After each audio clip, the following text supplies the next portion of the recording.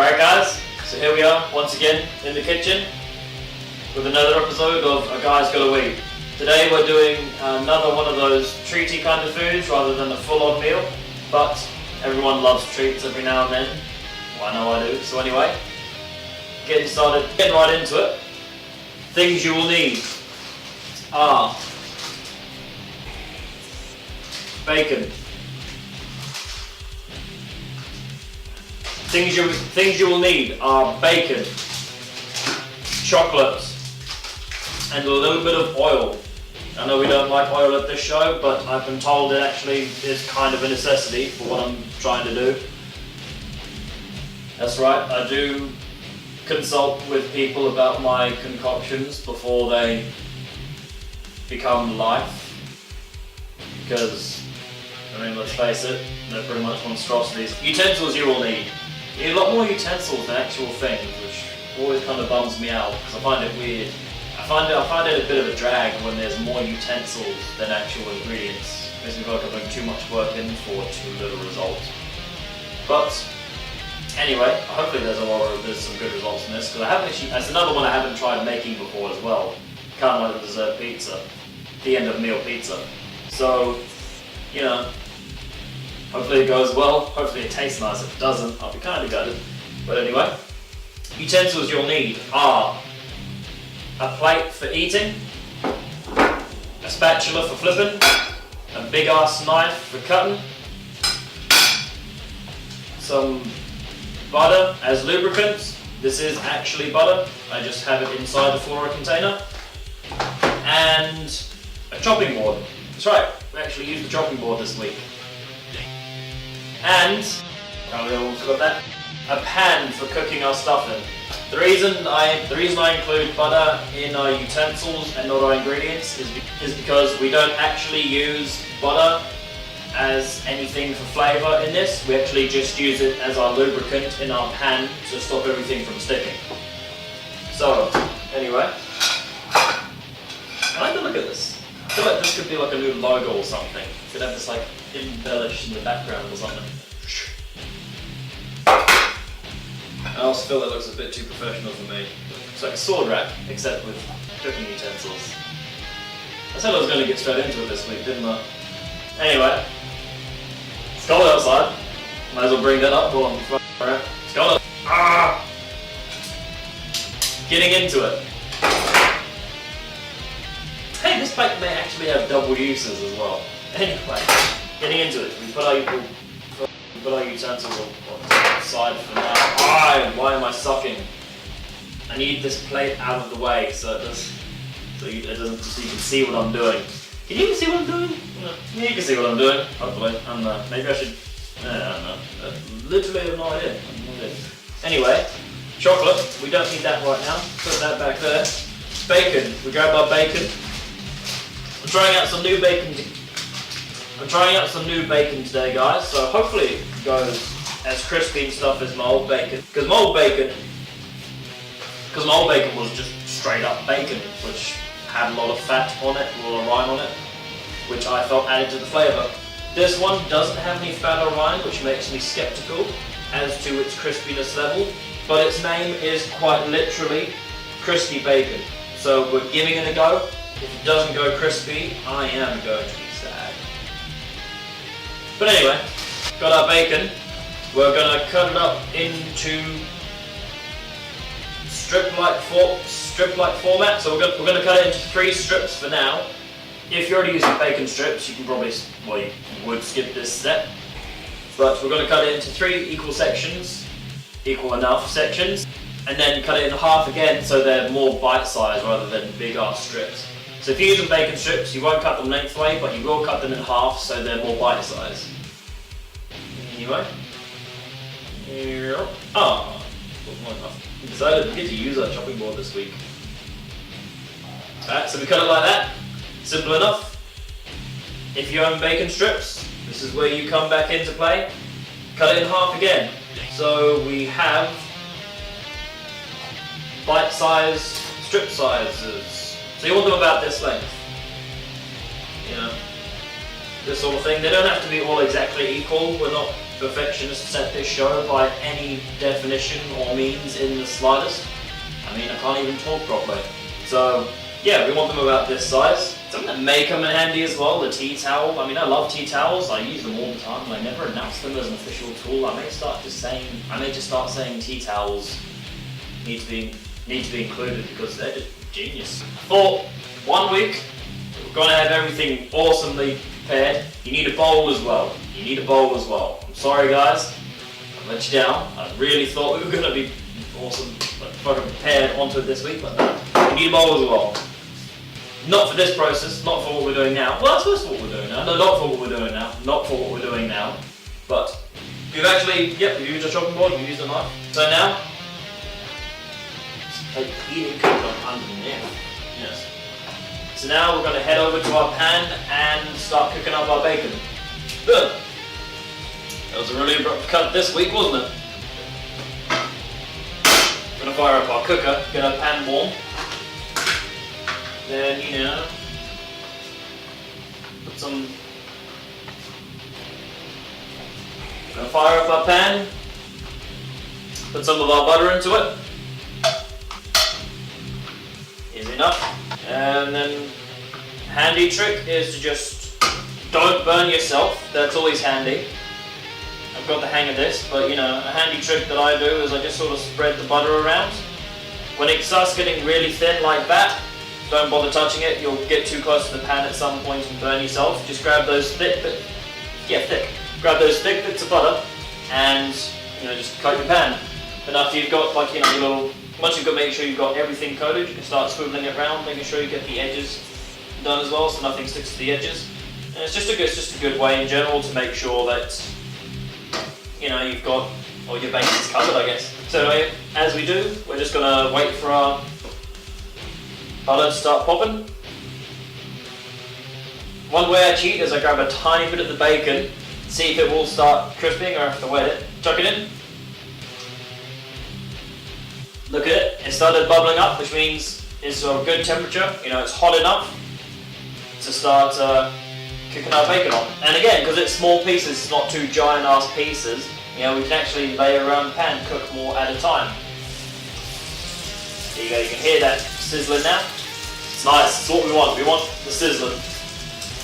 I actually love that sound myself. When you first put that bacon in and it goes...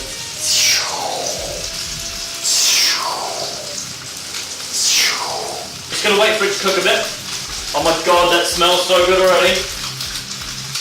This bacon actually smells so good. I'm already liking it more than... A good way to see if it's got a stick or not, grab your pan and just sort of, wobble it. I don't know if you can see this, but if the bacon wobbles, then it's good. It's not going to stick. It's wobbling about. This bacon is so violent, it's actually flipping itself. This is actually, I don't know if they intended it to do this. They sat down one meeting and thought, what if we made self-flipping bacon? But, that is a genius thing to do. This is actually really crispy. I don't know why I doubted it. I haven't even tasted it, but it smells delicious. It looks crispy and delicious. Definitely has the look to it. Okay. The self-flipping thing is annoying now that I've flipped it and it's still flipping itself. I know what side I want cooked. Yeah. I need to explode it in my head. So I don't think I'm using the spatula right, but no one's perfect. Just so you guys can see what's going on here. This is how crispy it is. What? And magically, we're back here at this angle. We've got, man, it is smoky now. We've got our bacon, crispy bits, just the way we like it. We're going to leave them out to dry. So you want to separate them all out on the plate. You don't want any grease on this, because the grease will actually come in the way, will get in the way later. We're done with our bacon now. So a good tip is to put it in the fridge. There, we've got our bacon, so we're going to put it to the one side for now. So tempted, so tempted. So we'll grab our chocolate. You should probably use like proper chocolate bits, not just some block of chocolate, but I'm full. Gonna bring it under the bowl. This bowl is looking a bit big for the amount of chocolate we want to make. So if you have a small, if you don't want to use all your chocolate, or if you don't have enough chocolate, then, possibly grab an old coffee mug that you got free with some coffee that you bought one day. It's a lot smaller. You can grab the stuff that you want, grab the amount that you want. Yeah, well, again, we're grabbing our chocolate, and we're just breaking it up into little pieces. Breaking it up, breaking it up, breaking it up.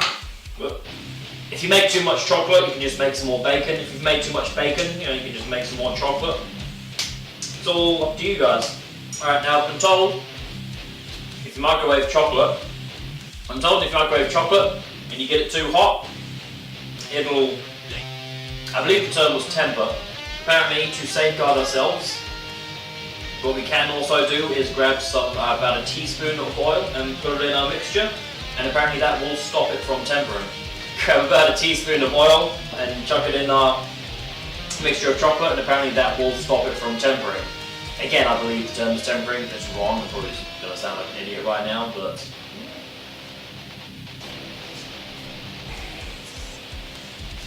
No? Okay. Camera magic, you do have to follow me. What up? I'm going to put it in for about 15 seconds. Start, stop, mix it, that sort of jazz. Again, 15 seconds, you guys saw it. We're going to put it... We're going to take it out, that's our alert, mix it up. Start the process all over again. Until we get still a reasonably thick consistency.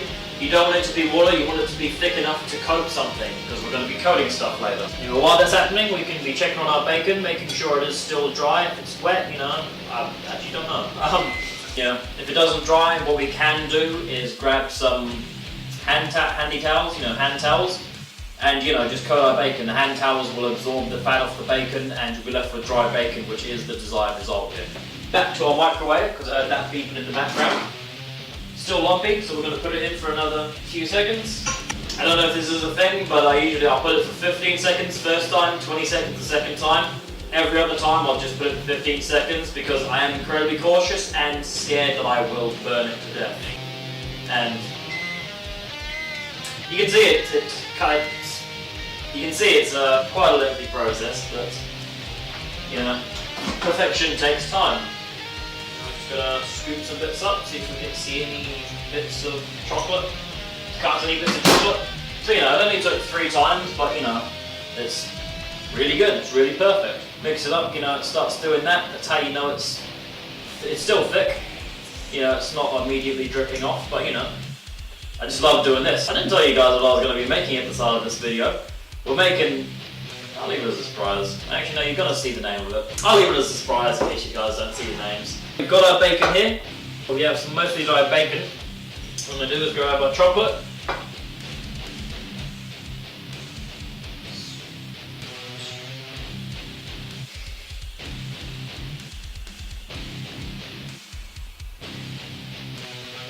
Just, coat our bacon in chocolate. Looking pretty nice. Spilt it everywhere. If you just want to do it the quick way, just dip your bacon in, go balls deep, dip it in, and then just spread it around, like so. There's no right or wrong way to do it, guys. It's up to you. Alright, now this is just a bonus thing I'm doing, but what I'm doing now, I do recommend doing. Wow, I say I recommend doing it, this is the first time I'm trying it. What I'm doing right now is I'm covering my plate in aluminium tin foil, taking our now chocolate coated bacon out of its bowl that's been resting in for some reason, and then we'll put this on the aluminium. The reason we're doing this is so we don't get the chocolate stuck to the plate. I believe when we put this in the fridge, let it harden, it's gonna, when you put it on the tin foil, it'll freeze, when you put it in the thing and it freezes and it hardens, it'll then not stick to the plate and it'll just come right off the tin foil. Because tin foil is more malleable than a plate. You guys kind of get the idea at this point. So we're just going to keep doing the same thing, getting our bacon, dipping it in balls deep. Just going to repeat this process with all our bacon, and I'll come back to you guys once I've done it. Alright guys, here we go. I didn't quite have enough space on my plate for all my bacon, so I get a little bit of a, snack for myself while I'm waiting, but here we go. We're going to chuck them in the fridge now and just wait for them to cool down. Alright guys, so we've left these for,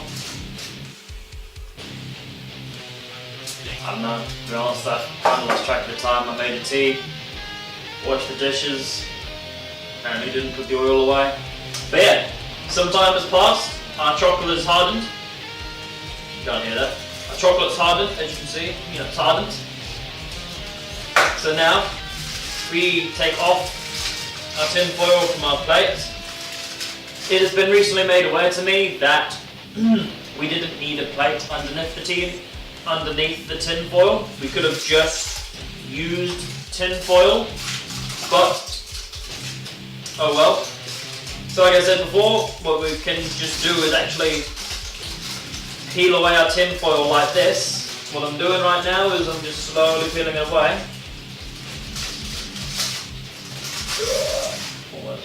Almost. And then,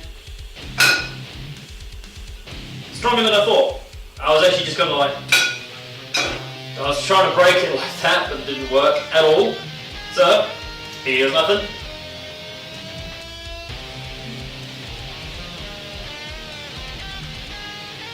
It goes together surprisingly well. I was a bit skeptical of this, of its, actual ability to work and not just mess up, but it worked. It didn't just mess up. It actually tastes really good. I'm happy with these results, guys. I can actually safely say I recommend this for you to try as well. There, chocolate coated bacon. It's a thing.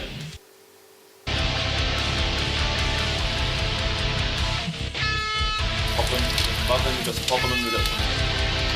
Assume you know what to do from this point. Just cook layer of white chocolate topping with our